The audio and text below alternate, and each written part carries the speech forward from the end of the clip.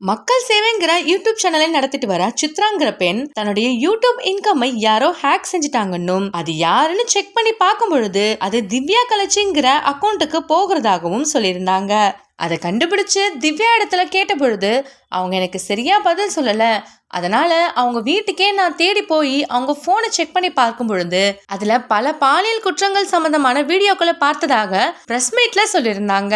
அதை தொடர்ந்து அவங்க போன்ல ரவுடி பேபி சூர்யா, திருச்சி சாதனா மற்றும் உதயா சுமதி போன்ற பல யூடியூபர்களின் வீடியோக்களும் வாய்ஸ் ஆடியோக்களும் இருக்கிறதாகவும் கம்ப்ளைண்ட் செஞ்சிருந்தாங்க.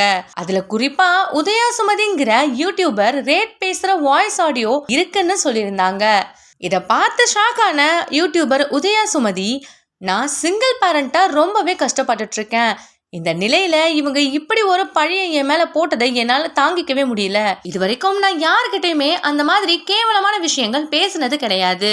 மக்கள் பார்வை சித்ரா என் மேல வச்சிருக்க குற்றச்சாட்டுக்கு கண்டிப்பா பதில் சொல்லியே ஆகணும் அப்படின்னு சொல்லி அவங்க மேல மதுரை கமிஷனர் ஆபீஸ்ல ஒரு கம்ப்ளைண்ட் கொடுத்திருக்காங்க. நீங்க இந்த சர்ச்சையை பத்தி என்ன நினைக்கிறீங்கன்னு கமெண்ட்ல சொல்லுங்க. மேலும் இந்த மாதிரி வீடியோஸ் பார்க்கறதுக்கு நம்மளுடைய சேனலை சப்ஸ்கிரைப் பண்ணிக்கோங்க.